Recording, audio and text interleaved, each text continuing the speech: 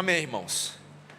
Nessa noite gloriosa, Deus tem a sua forma de fazer tudo acontecer direitinho, e mesmo seguindo uma série sequencial no livro de Coríntios, o sermão de hoje, no seu tema, coincide bastante com o nosso final de semana, com o tema da Páscoa nesse final de semana, com o ensino que vem aqui. Nós gostaríamos de ler juntos e estudarmos juntos nessa noite 2 Coríntios capítulo 2, versículos 1 a 11. 2 Coríntios capítulo 2, versículos 1 a 11. O apóstolo Paulo, inspirado pelo Espírito Santo, registrou assim para aquela igreja e para nós também, irmãos. Isto deliberei por mim mesmo, não voltar a encontrar-me convosco em tristeza. Porque se eu vos entristeço, quem me alegrará, senão aquele que está entristecido por mim mesmo? E isso escrevi para que, quando for, não tenha tristeza da parte daqueles que deveriam alegrar-me, confiando em todos vós de que a minha alegria é também a vossa. Porque no meio de muitos sofrimentos e angústias de coração vos escrevi, com muitas lágrimas, não para que ficasseis entristecidos, mas para que conhecesseis o amor que vos consagro em grande medida. Ora, se alguém causou tristeza, não o fez apenas a mim, mas para que eu não seja demasiadamente áspero, digo que em parte a todos vós, basta-lhe a punição pela maioria. De modo que deveis, pelo contrário, perdoar-lhe e confortá-lo, para que não seja o mesmo consumido por excessiva tristeza. Pelo que vos rogo que confirmeis para com ele o vosso amor. E foi por isso também que vos escrevi, para ter prova de que em tudo sois obedientes. A quem perdoais alguma coisa, também eu perdoo. Porque, de fato, o que tenho perdoado, se alguma coisa tenho perdoado, por causa de vós o fiz na presença de Cristo, para que Satanás não alcance vantagem sobre nós, pois não lhe ignoramos os desígnios. Essa é a palavra do Senhor. Vamos orar. Senhor, nós te agradecemos por tudo o que temos ouvido, lido e aprendido neste final de semana. E rogamos ao Senhor para que o Senhor não desista de nós nessa hora. Continue nos instruindo, continue nos ensinando, Senhor. Continue nos dando a vontade de Deus, que é o alimento precioso e a vida que tanto precisamos para sobrevivermos neste mundo. E não somente isso, mas para vivermos para o Teu inteiro agrado e para a Tua glória, em nome de Jesus. Amém. Meus irmãos, um dos adventos da modernidade é um número ilimitado de medicações propagandeadas para eliminar doenças de maneira rápida e de maneira indolor. Tem remédio rápido para resfriado, tem remédio rápido para gripe, remédio rápido para tosse, remédio rápido para dor de dente, remédio rápido para prisão de ventre, e esse tem que ser rápido. A cura, às vezes, ela é tão rápida que no início da propaganda, a pessoa estava lá toda doente, pálida, brocochô, e logo no término da propaganda, 30 segundos depois, ela já está curada. Bonita, sorrindo, retomando todas as atividades. E ainda tem gente que acha que não existe milagre hoje em dia. Milagre da propaganda. Nós somos a sociedade da eliminação da dor. Nós alcançamos esse estágio, alcançamos esse título para nós mesmos, e com ele, obviamente, também todas as mazelas. Não é à toa que o problema da automedicação hoje é muito mais grave do que as pessoas imaginam. Mas nós não somos somente a sociedade da eliminação da dor, nós também somos a sociedade da eliminação da tristeza.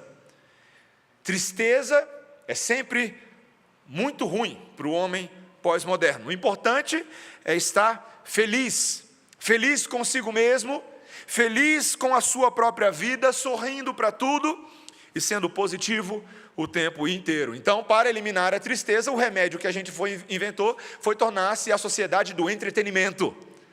Somos a sociedade do entretenimento, que tem prazer o tempo inteiro na comida, prazer no vestuário, prazer nos relacionamentos, prazer nos selfies, prazer nos bens, sejam eles materiais ou bens simbólicos.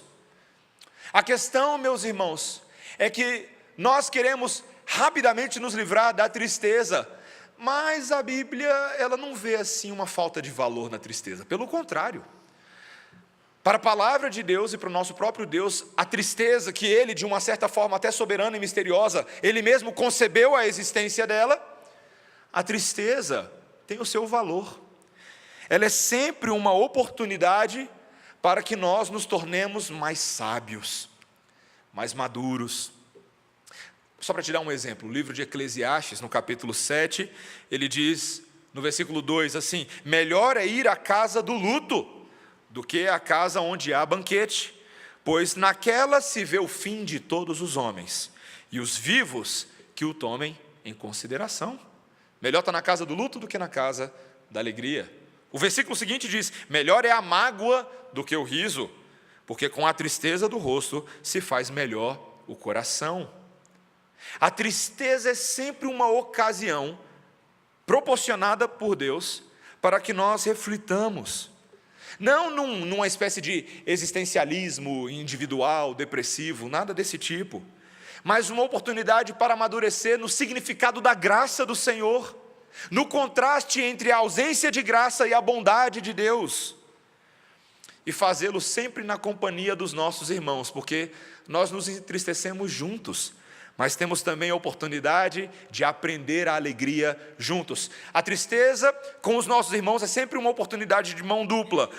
Nós somos consolados por eles, mas também consolamos com eles a outros. Meus irmãos, nesse texto de hoje, nós aprendemos, assim como a Páscoa nos ensina, que a tristeza é uma tremenda oportunidade da parte de Deus. E aqui nesse texto, para pelo menos 3 enormes aprendizados na vida cristã.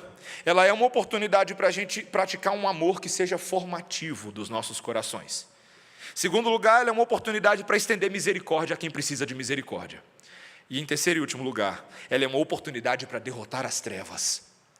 A própria tristeza é uma oportunidade para derrotarmos as trevas. Primeiro, uma oportunidade para praticar um amor formativo. Veja só os versículos 1 e 2. Isto deliberei por mim mesmo, não voltar a encontrar-me convosco em tristeza. Porque se eu vos entristeço, quem me alegrará, senão aquele que está entristecido por mim mesmo? Nós caímos de paraquedas aqui no meio de um argumento que Paulo começa ainda no capítulo anterior, quando ele passa a descrever e tentar entender o seu relacionamento conturbado com essa igreja. Provavelmente, meus irmãos, um dos relacionamentos mais problemáticos entre o apóstolo e uma igreja do Novo Testamento. Paulo havia se comprometido a fazer 2 visitas, 2 viagens missionárias passando por essa igreja. Mas a primeira das viagens acabou sendo muito dolorosa, pela maneira como Paulo foi atacado por pessoas daquela própria igreja. E na primeira ocasião, o objetivo do apóstolo Paulo era lidar com essas pessoas que estavam atacando, minando a sua autoridade, levantando calúnias contra um apóstolo do Senhor Jesus Cristo. E ao fazer isso, esses estavam confundindo os outros crentes. Mas nesse momento, Paulo admite que se agora ele tivesse feito a segunda visita, que ele ainda não tinha feito, também seria muito dolorosa, talvez até mais dolorosa do que a primeira, porque a razão agora seria para tomar medidas disciplinares contra os coríntios, causando-lhes ainda mais tristeza, e não teria restado nada nem ninguém para fazer um ao outro feliz. E é por isso que ele diz o que ele diz nos versículos 3 e 4, veja. E isto escrevi para que quando for não tenha tristeza da parte daqueles que deveriam alegrar-me, confiando em todos vós de que a minha alegria é também a vossa. Por enquanto até aí. Paulo, em vez de então de fazer essa visita, ele decidiu escrever uma carta muito dura, uma carta muito severa, e uma carta que ele escreveu não apenas com a tinta da pena, mas ele escreveu com seu próprio coração. Paulo deixa bem claro que as cartas de Coríntio, essa segunda epístola e a outra epístola que nós não conhecemos, que não chegou ao nosso conhecimento, foram cartas escritas com muitas lágrimas, cartas dolorosas, cartas que lhe levaram a um grau de angústia e aflição que ele descreve de maneira extremada, dramática, nessa própria carta. E provavelmente o conteúdo desta outra epístola foi um conteúdo de disciplina, de repreensão, um conteúdo duro. Sabe, meus irmãos, a gente reconhece que há momentos na vida em que a verdade precisa ser dita, ainda que com lágrimas complicadas, lágrimas que entalam na garganta. E muitas vezes falar a verdade, como eu e você sabemos, não é fácil. O mundo de hoje é um mundo que tem dificuldade com a verdade, porque as consequências de se falar a verdade podem trazer um custo muito elevado para nós mesmos, assim como estavam acontecendo com o apóstolo Paulo nesse momento. E eu repito aos irmãos algumas observações que eu fiz no sermão de Esdras na semana passada. A mensagem que João Batista, um profeta de Deus, disse aos homens no deserto não foi: sorria, Deus ama você. A mensagem dele foi: ó geração de víboras, quem alertou vocês para fugir da ira vindoura? Quando Jeremias, aquele profeta do Antigo Testamento, foi colocado na fogueira, ele não foi colocado porque ele pregou: nós estamos aqui todo mundo bem nesse dia, eu estou bem, vocês estão bem, nós estamos todos bem, vamos dar um abraço coletivo e cantar Kumbaya. Não foi isso que aconteceu com Jeremias. Jeremias chorou, foi profeta chorão por causa do pecado, do adultério do povo. Ele denunciou a idolatria, ele denunciou as maldades dos israelitas, e o custo foi a sua própria vida. A mensagem de Noé nos degraus da arca não foi aquela mensagem para o povo: olha, algo de bom vai acontecer com vocês, chuvas de bênçãos teremos. Foi outro tipo de chuva, né? Uma chuva condenatória, uma pregação que condenou o mundo na justiça. E meus irmãos, não se enganem, o Senhor Jesus Cristo não foi crucificado apenas porque ele disse: olhai os lírios dos campos. Não. Ele foi crucificado porque para vários ele disse: ai de vós escribas, ai de vós fariseus, ai de vós hipócritas, ai de vós filhos de Satanás, filhos do inferno, loucos, guias cegos, sepulcros caiados, geração de víboras. Esse Jesus o povo não gosta de falar, né? O Jesus que é amor, que é doce, que é amanteigado da mídia, mas não o Jesus da palavra de Deus, que não fez pouco caso com a verdade. O nosso mundo tem muita dificuldade com isso, e às vezes eu e você temos dificuldade com isso, porque para nós nos acostumamos a pensar que verdade e amor são antagônicos, de que essas duas coisas, no duro, estão em conflito, e elas não conseguem caminhar juntas, elas não são amigas. Tem muita gente que diz: quem ama, esconde. Quem ama, não deseja que o outro se entristeça por besteira. Para que eu vou ficar falando a verdade? Só vai trazer dor. Então a gente pode ignorar, a gente pode omitir, mas meus irmãos, o nome disso não é amor, o nome disso é egoísmo. Quando não fazemos qualquer movimento para ajudar alguém falando a verdade àquela pessoa, nós mostramos que nós estamos mais preocupados em ser bem gostados do que o que vai acontecer com aquela pessoa, não é mesmo? Não é o que acontece com a gente? E veja que o propósito do apóstolo Paulo, ao escrever para esses coríntios, não era magoá-los, mas na verdade era fazê-los saber o quanto ele se importava com eles. Veja o versículo 4. Porque no meio de muitos sofrimentos e angústias de coração, vos escrevi com muitas lágrimas, não para que ficasseis entristecidos, mas para que conhecesseis o amor que vos consagro em grande medida. Percebe? Certamente, meus irmãos, e veja, eu sei que Paulo era apóstolo, mas certamente Paulo não tinha prazer em repreender as pessoas. Tem gente às vezes que acha que quem tem autoridade gosta de repreender, como se fosse uma coisa boa. Ninguém tem prazer em repreender. Mas ele os amava de verdade, a ponto suficiente de confrontá-los com seus erros. Meus irmãos, a Bíblia descreve que isso é amor. Esse é o amor. Apenas para exemplificar, Provérbios 27, 5 e 6. Olha o que o sábio Salomão disse: melhor é a repreensão franca do que o amor encoberto. Versículo 6: leais são as feridas feitas pelo que ama, porém os beijos de quem odeia são enganosos. Isso aqui para mim parece descrever novela da Globo. Novela da Globo é novela de manipulação, né? As pessoas que dizem que amam, mas na verdade seus beijos são cheios de veneno. Ou novela mexicana, alguma variação assim. Mas é verdade. Amor verdadeiro é franco, amor verdadeiro é leal, ainda que essa lealdade possa fazer a gente ficar bem arranhadinho de vez em quando. Outro texto de Provérbios, Provérbios 28, 23, diz: o que repreende ao homem achará depois mais favor do que aquele que lisonjeia com a língua. O bajulador barato, ele acha que está ajudando as pessoas, elevando o ego, a autoestima delas. Não, ele não está fazendo nada disso.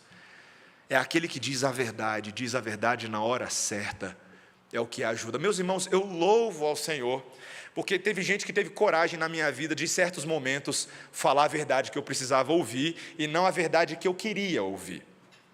A verdade que eu precisava ouvir. São tão marcantes esses momentos, e não se preocupe, eu não vou entrar em detalhes, eu não vou abrir meu coração desse tanto.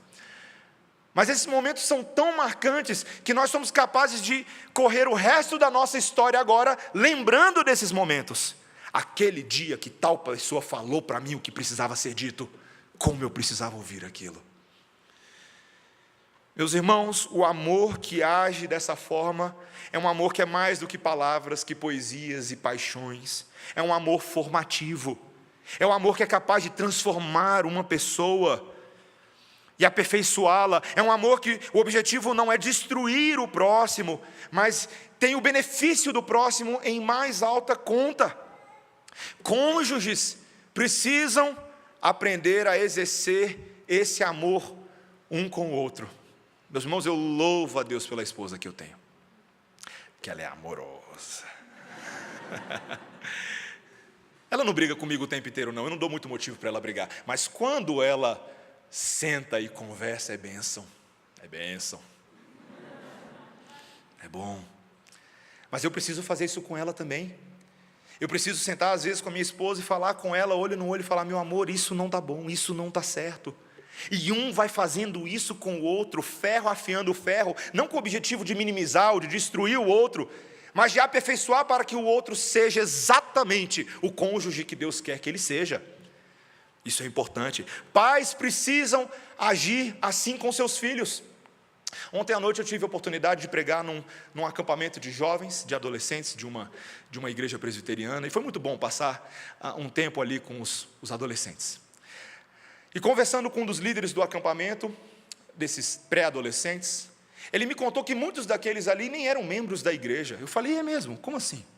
Não, muitos desses aqui são adolescentes que os pais deixam aqui na igreja, e eles vão embora para suas casas, e não querem saber nada com a igreja. Eles acham que a igreja vai fazer algo pelos seus filhos, mas eles mesmos não fazem nada. Pais que não falam a verdade para os seus filhos. O inverso disso é aqueles pais que nunca disciplinam seus filhos, porque não querem perder a amizade dos seus filhos. Já viu esse tipo de gente? Ah, meu filho vai ser meu grande amigo. Eu nunca vou pisar no pé dele, eu nunca vou falar que ele está errado em nada. Pelo contrário, eu sempre vou encorajá-lo. Eu sempre vou dizer que ele está certo. E aí esse amor fajuto sai pela culatra, esse tiro, né? Na adolescência, quando o filho tão livre, quer se ver livre dos seus pais. Meus irmãos, nós precisamos aumentar a intimidade uns com os outros, para sermos capazes de falar a verdade em amor. É isso que Pedro fala lá em 1 Pedro capítulo 3, versículo 15. Sermos capazes de falar a verdade em amor. É necessário nos amarmos verdadeiramente. Eu sou um proponente do aconselhamento bíblico, mas não só aconselhamento bíblico, do aconselhamento bíblico relacional. Hoje nós sabemos que existe aí o crescimento do estudo do aconselhamento bíblico de uma forma profissional, profissionalizante, isso aí tem o seu mérito. Mas, quando alguém vira para mim aqui na igreja e fala: eu quero ser um conselheiro bíblico, eu quero poder dizer a verdade para algumas pessoas. Aí eu falo: você quer dizer a verdade para as pessoas? Então vai se envolver com elas. Vai participar das mazelas delas. Demonstre que você se importa com essas pessoas, para que não apenas elas saibam a verdade, mas para que elas experimentem os benefícios da verdade no relacionamento com você. É isso que nós precisamos, meus irmãos. Esse é o conselheiro bíblico que agrada a Deus, e que cada um de nós pode ser, desde já, falando a verdade em relacionamentos de amor. E, meus irmãos, isso traz tremendos benefícios. A igreja vai ficando sólida, os relacionamentos vão ficando estabilizados, e nós todos temos a oportunidade de crescer, seja o apóstolo Paulo, seja os coríntios, ou seja a igreja Redenção, nessa noite. Mas veja, meus irmãos, que essa não é somente uma oportunidade para um amor formativo, mas é também uma oportunidade para nós estendermos misericórdia. A tristeza é uma oportunidade para misericórdia, para quem precisa de misericórdia. Agora que Paulo acabou de ensinar uma profunda verdade relacional, por meio da sua própria experiência, da sua vida, ele deseja que os irmãos pratiquem o mesmo, com relação a uma situação bem complicada. Olha o versículo 5. Ora, se alguém causou tristeza, não o fez apenas a mim, mas para que eu não seja demasiadamente áspero, digo que em parte a todos vós. Nessa história toda, parece que tem um homem, alguém em particular, que causou tristeza a Paulo. A sua identidade é um pouco misteriosa. Os comentaristas se dividem com relação a quem exatamente Paulo está falando aqui. Talvez esse seja um homem que apareceu lá em 1 Coríntios 5, se vocês lembram bem. Um homem que havia causado um pecado tremendo na vida da igreja ao ter relações com a sua própria madrasta. E as notícias chegaram a Paulo e aquilo turvou o seu coração tremendamente. Uma tristeza maior do que qualquer outra tristeza. E ele ficou triste também porque a igreja não estava fazendo nada com aquele pecado. Talvez seja esse homem. Ou talvez seja um outro homem, um oponente específico que parece surgir nessa segunda epístola aos Coríntios. Um homem que estava confrontando Paulo diretamente, um líder dentro daquela igreja, se não um líder formal, pelo menos um líder popular, que questionava as intenções de Paulo, que caluniava contra Paulo, um homem que lhe causava tremenda dor de cabeça. Independente, meus irmãos, de quem seja, Paulo lembra que essa não foi só uma tristeza com relação a ele. A ofensa, o constrangimento também foi com relação a toda a igreja, em Corinto. E Paulo lembra a essa igreja que fazer vista grossa, que fingir que não é com eles, ou como Pilatos, lavar as mãos, não vai resolver o problema. Algo precisa acontecer, e ele diz no versículo 6, basta-lhe a punição pela maioria. A punição infligida pela maioria é suficiente para o apóstolo Paulo, o ato daquela igreja. E nós passamos a ver, se por exemplo for a primeira epístola de Coríntios, o homem de 1 Coríntios, que realmente a igreja cumpriu as instruções do apóstolo Paulo e disciplinou esse ofensor. Paulo tinha pedido para colocar esse homem para fora da igreja, excomungá-lo por causa do seu pecado, que ele fosse entregue a Satanás, por causa da natureza daquilo que ele havia feito. E quando você chega lá em 2 Coríntios capítulo 7, lá na frente, parece que realmente a igreja fez isso. Sabe, meus irmãos, disciplina eclesiástica não é um tema popular. Eu converso com alguns de vocês de vez em quando e interessante que alguns de vocês viraram membro da Redenção justamente no dia, ano passado, que nós tivemos um processo de disciplina eclesiástica pública. Declaração. Curioso isso, né? Alguns de vocês tomaram a decisão depois disso. Não é muito popular, você sabe, às vezes você já veio de um contexto de igreja, eu mesmo, minha vida inteira, onde a gente não vê esse tipo de coisa o tempo inteiro. Mas ainda assim, os nossos pais na fé, muitos deles reconheceram que isso era a marca de uma verdadeira igreja. Que entre os meios de graça, entre os sacramentos, todas essas coisas, como a pregação do Evangelho, disciplinar é marca de verdadeira igreja, porque significa que essa igreja leva a sério a Deus e a sua palavra. De que essa igreja não está brincando em serviço. A disciplina é um exercício da jurisdição espiritual da igreja sobre os seus membros, não meramente terreno, como algumas pessoas poderiam pensar, não motivada por questões mundanas, mas é algo que é feito de acordo com a palavra de Deus. Aquele que disse, quando estiverem 2 ou 3 reunidos no meu nome, ali eu estarei. Todo mundo acha que esse é um texto sobre comunhão, né? Não, esse é um texto sobre disciplina. Eles unidos em propósito, buscando aplicar a lei de Deus na vida das ovelhas, Deus estaria com eles. Deus cumpriria essa palavra.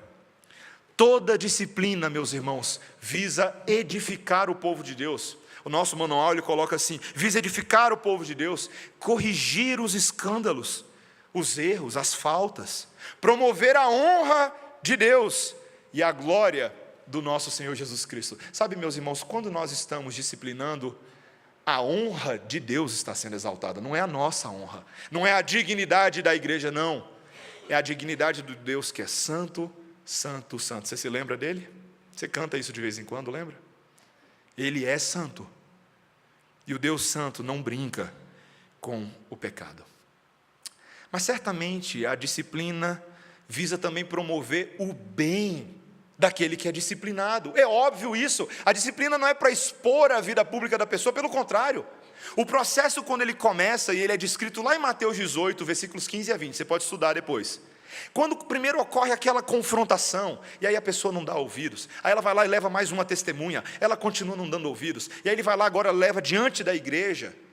Cada uma dessas etapas visa o bem daquele que está sendo buscado, perseguido. A igreja precisa entender isso, meus irmãos. Excomunhão não é o propósito da disciplina. O propósito da disciplina é restauração. É interessante, a nossa Constituição, ela é tão bem escrita, a nossa Constituição presbiteriana, que ela diz que até mesmo uma pessoa que é excomungada, se ela posteriormente, colocada para fora da igreja, se mostra desejosa do arrependimento, de caminhar o caminho da restauração, ela pode buscar novamente a igreja, ela pode ir até um dia fazer a sua nova profissão de fé, o seu novo batismo. Meus irmãos, o objetivo é o bem das pessoas, e Paulo tinha isso em mente. Veja o que ele diz no versículo 7 e 8, de modo que deveis, pelo contrário, perdoar-lhe e confortá-lo, para que não seja o mesmo consumido por excessiva tristeza, pelo que vos rogo que confirmeis para com ele o vosso amor. Interessante, né? Paulo não está preocupado só com a igreja, ele está preocupado com o próprio ofensor, para que ele não seja consumido por uma tristeza excessiva. Meus irmãos, nesse mundo existe todo tipo de tristeza, mas a Bíblia diz que existe um tipo de tristeza que é uma tristeza para a morte. Sabia disso? Aparece mesmo aqui em 2 Coríntios, vai aparecer lá no capítulo 7, quando ele diz assim, olha, presta atenção, porque a tristeza segundo Deus, uma tristeza segundo Deus, opera o arrependimento para a salvação, o qual não traz pesar, mas a tristeza do mundo opera a morte. Você já ouviu aquela expressão de gente que fala assim, eu vou morrer de tristeza? Já ouviu gente que fala isso? Meus filhos só me dão dor de cabeça, qualquer hora eu vou morrer de tristeza. Muitas vezes as pessoas falam isso no sentido figurado, né? Não que ela vá morrer. Mas eu te pergunto, é possível uma pessoa morrer de tristeza? Sabe, meus irmãos, eu não sei dizer clinicamente, cientificamente, medicamente, se é possível isso acontecer. Mas existem pessoas que entram num processo de tristeza tão grande, que elas aspiram à morte. A gente está falando de Páscoa esse final de semana, e para mim, uma cena que sempre me sensibiliza e volta nos meus lábios de tempos em tempos nesse púlpito, é o outro traidor que ninguém fala, Pedro. Todo mundo fala de Judas, né? Mas Pedro, um dos braços direitos daquele grupo de discípulos, negou o Senhor Jesus Cristo 3 vezes. Ele dizia que isso não iria acontecer, mas foi exatamente o que ele fez. Quando o galo cantou, as escamas dos seus olhos caíram. É interessante, veio a sexta, veio o sábado, veio o domingo, Pedro viu a Cristo ressurreto, mas ele continuou triste. Cabisbaixo e abatido, Pedro se afastou do grupo dos discípulos, aparentemente esmagado por uma tristeza excessiva, uma grande decepção. Mesmo tendo visto o Cristo ressurreto, ele continuava triste. E meus irmãos, se não fosse o braço estendido do Senhor Jesus Cristo, da graça dele com relação a Pedro, nós não teríamos um apóstolo trabalhando em prol do reino e da igreja. Nós teríamos um homem que teria dado cabo da sua vida, seja fisicamente ou de alguma outra forma. Um homem consumido por tristeza. Meus irmãos, nós precisamos nos compadecer das pessoas que estão consumidas por tristeza. Tem muita gente que está dentro da igreja, ouvindo o discurso da graça toda semana, mas a alma está esmagada. Não sentem essa graça, não entendem essa graça, não veem essa graça.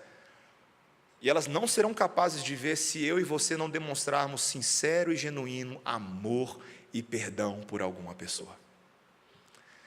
É isso que Paulo está falando, veja isso que ele fala no versículo 9. E foi por isso também que vos escrevi, para ter prova de que em tudo sois obedientes.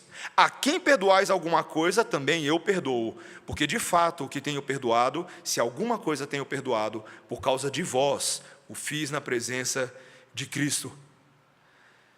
Paulo ressalta que ele não está apenas exigindo medidas disciplinares, mas ele está testando a obediência dessa igreja com relação ao amor e com relação ao perdão. Meus irmãos, precisamos desmistificar um dos maiores mitos do mundo evangélico que existe, que amor e perdão decorrem de quando a gente está a fim de amar e perdoar. Meu irmão, perdoa o outro que te feriu. Ah não, pastor, eu não posso, por quê? Porque eu não estou sentindo o perdão. Não está no timing ainda, Deus. Eu não estou no timing do perdão, sabe a gíria que o pessoal usa? Eu não estou no momento ainda. Mas perdoa. Ah não, porque se eu perdoar agora, não vai ser sincero. Tem que ser sincero, tem que sentir, tem que vir aquele negócio, aquele perdão. Toca uma música aí para ver se vem a música do perdão aí.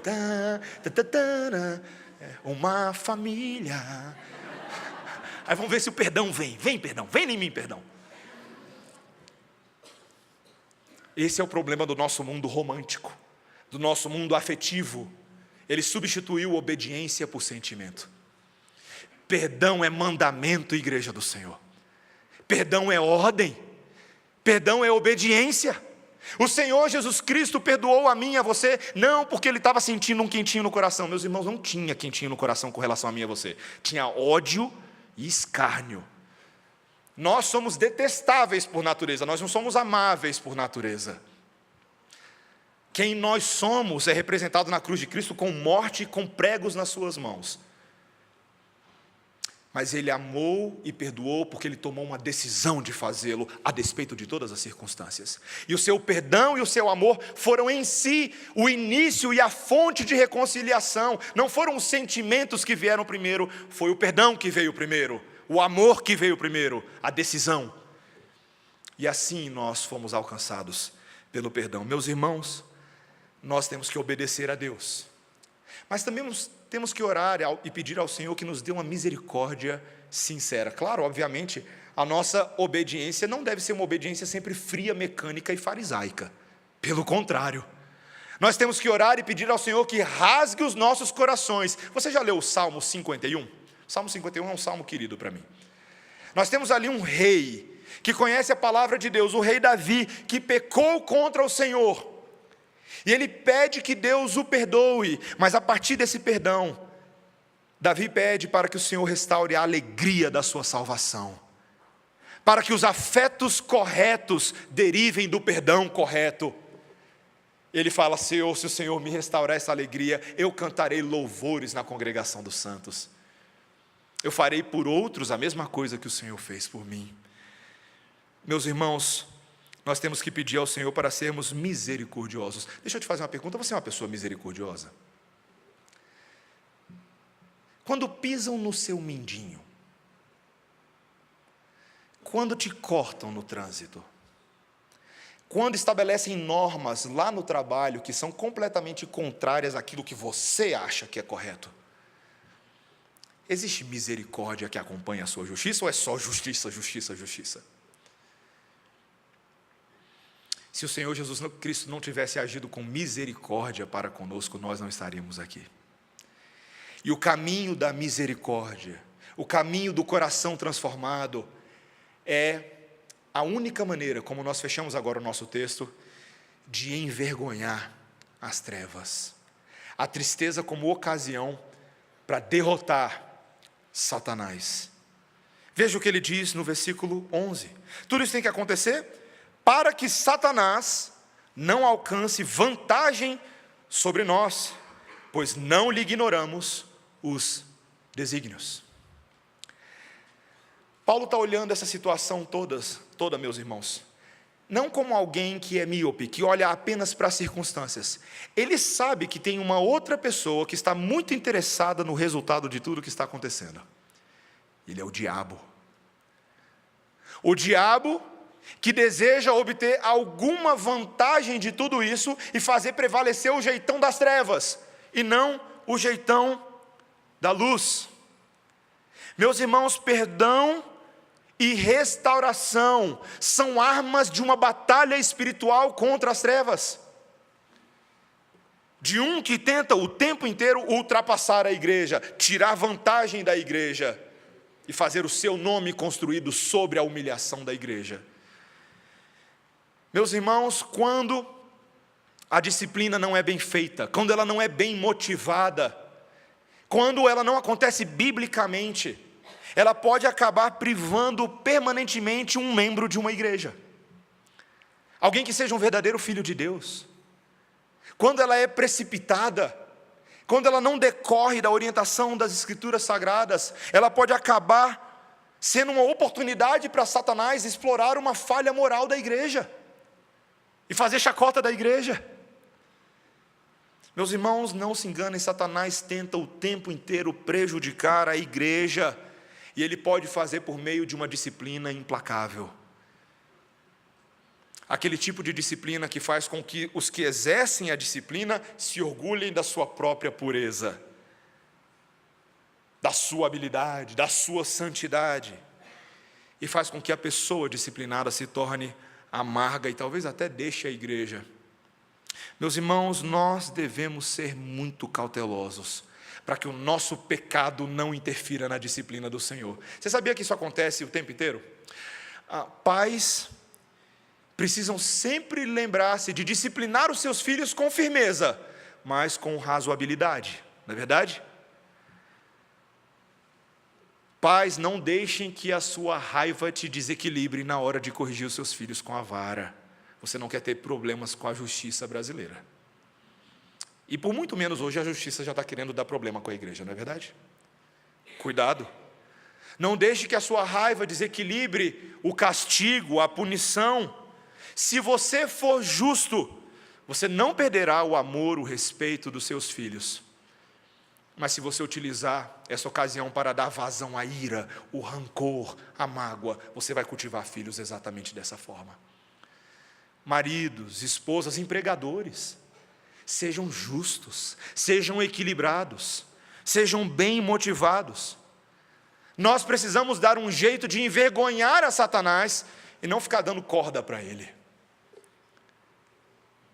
Paulo tem uma compreensão disso, meus irmãos, e a própria palavra de Deus nos diz que é um chamado das nossas vidas envergonharmos as trevas. Uma das principais maneiras, e eu estou encerrando, meus irmãos, que eu e você podemos envergonhar a Satanás nesse mundo, é quando nos lembramos que ele é o acusador, e que cá para nós ele não está assim tão errado nas suas acusações. Eu acho que essa é uma coisa que às vezes a igreja não compreende bem, nós não compreendemos bem. Satanás é o acusador, e ele é o acusador correto muitas vezes. Nós não somos perfeitos, nós somos quebrados, nós somos pecadores. Os que recebem a disciplina formal pecam contra Deus, e também nós pecamos contra Deus. O início da vergonha de Satanás é quando nós reconhecemos que todos nós merecemos a disciplina. Todos nós merecemos a disciplina. Todos nós merecemos sim a tristeza da culpa do pecado todos os dias. Nenhum de nós é suficiente para essas coisas. Quando o Senhor Jesus Cristo começou a prenunciar de forma mais próxima, nos dias mais próximos, a sua morte que se aproximava, foram dias de muita tristeza. Ele disse que ele ia embora, foi o texto que nós lemos hoje. Ele estava partindo, era necessário que ele se fosse. O coração dos discípulos começou a ficar triste. A saudade começou a bater. Mas certamente o coração de Jesus estava triste, porque ele sabia o preço que ele pagaria por causa da nossa disciplina. Para sermos reconciliados com Deus, alguém precisava ser disciplinado. Alguém precisava pagar o pato. Em cada um dos atos da paixão de Cristo, em cada humilhação, em cada xingamento, em cada cruz carregada, em cada coroa de espinhos, em cada chibatada, em cada injustiça, nós estamos vendo a nossa disciplina, meus irmãos, a nossa disciplina. Ele não merecia absolutamente nada disso, e você sabe disso muito bem. Esse é motivo de tristeza. Mas a tristeza de Cristo se tornou a nossa alegria. É um mistério, meus irmãos, que homem algum nesse mundo pode explicar pela lógica humana. A maior tragédia, a maior disciplina, se tornou a esperança do povo de Deus. Lá no passado os profetas já sabiam disso tudo, e é por isso que eles falavam: Deus transformou a nossa tristeza em alegria, tirou os sacos de cinza e nos deu vestes de louvor e de alegria. Alguém seria disciplinado para que nós conhecêssemos. Meus irmãos, a vergonha de Satanás vem quando Cristo é disciplinado na cruz. É possível que para Satanás aquele fosse um momento de grande vitória. Talvez ele até pensasse isso. Haha, consegui. Acusei a todos e com isso levei também o bônus em cima do Messias. Mas Satanás é bobinho, meus irmãos. Porque aquele que morreu e foi disciplinado, ele também ressuscitou. Ele ressuscitou. Essa é a esperança. O preço foi pago, e uma vez que foi pago, aquele que teve poder na sua justiça, no seu caminhar, no seu pensar, ele também ressuscitou sobre a própria morte, e Satanás foi humilhado. Meus irmãos, a tristeza da cruz de Cristo se tornou a maior oportunidade de todas, para que eu e você fôssemos curados. Não foi um remédio de efeito rápido. Não foi de uma hora para outra. Não era somente uma dor de dente. Não era somente um problema de dor de cabeça que nós tínhamos. A própria morte era a nossa doença, mas levou 3 dias. E em 3 dias ele resolveu o meu e o seu problema. E nesse remédio da cruz de Cristo, eu e você temos hoje o remédio para todo santo dia. A cruz. E os seus efeitos contínuos e permanentes vão nos curando e nos restaurando. Esse objeto de vergonha é o objeto de restauração. Nesse final de semana, eu e você estamos sendo consolados na nossa tristeza. Você está triste? Hoje eu estava um pouquinho triste à tarde, eu não sei porquê, me passou uma tristeza no coração. Isso acontece com a gente de vez em quando, né? Tristezas inexplicáveis, as dores desse mundo. Você está triste, abatido, desanimado? Corre para Jesus. Corre para Jesus. A cruz dele abarca absolutamente qualquer enfermidade da nossa alma, absolutamente qualquer uma. Os efeitos nem sempre vêm do jeito que você quer ou na hora que você quer, mas eu te garanto, eles vão sendo cumulativamente aplicados à nossa alma, para que no dia de Cristo, no dia final, eu e você cheguemos lá com o corpo 0 bala. Noiva imaculada, sem rugas, sem manchas. Eu e você precisamos desse remédio hoje.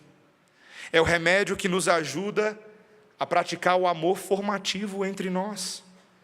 O remédio que nos ajuda a estendermos misericórdia, porque se nós recebemos misericórdia e perdão da parte de Deus, também devemos estender misericórdia e perdão a outros. E é o remédio, meus irmãos, que tem poder para derrotar as trevas. Como eu gosto desse remédio. Como eu gosto do remédio que tem poder para humilhar Satanás. Do remédio que me dá a vida e que te dá a vida. Ferro afiando ferro com o remédio de Jesus. Eita ferro, coisa boa. Deus nos abençoe, meus irmãos, e nos dê a graça dele. Vamos orar. Senhor, nós te louvamos. Que coisa boa, Senhor. Que coisa boa saber que neste dia, neste domingo, nós estamos recebendo os benefícios da Páscoa do Senhor Jesus. Na maior tristeza do universo, encontra-se embutida nela a maior alegria do universo. Na maior tragédia inconsolável, encontramos o nosso próprio consolo. Senhor, no poder da cruz, fornecemos remédios uns aos outros, para que sejamos vitoriosos sobre Satanás. Senhor, obrigado, porque nessa cruz há esperança. Obrigado, porque o apóstolo Paulo utilizou-se dessa esperança continuamente para sofrer em favor dessa igreja, encarnando o próprio ministério do Messias em favor desses irmãos. Senhor, queremos ser maduros igual o apóstolo Paulo, mas mais do que ele, queremos ser maduros igual o nosso Senhor Jesus Cristo. Senhor, ajuda-nos a carregar as nossas cruzes. Ajuda-nos a dizer não para nós mesmos e seguirmos a Ti. Senhor, ajuda-nos a carregar os fardos uns dos outros, por amor ao Teu nome. Em nome de Jesus. Amém. Igreja, vamos ficar de pé e vamos cantar este belo hino, mais perto quero estar, meu Deus, de Ti, e ao mesmo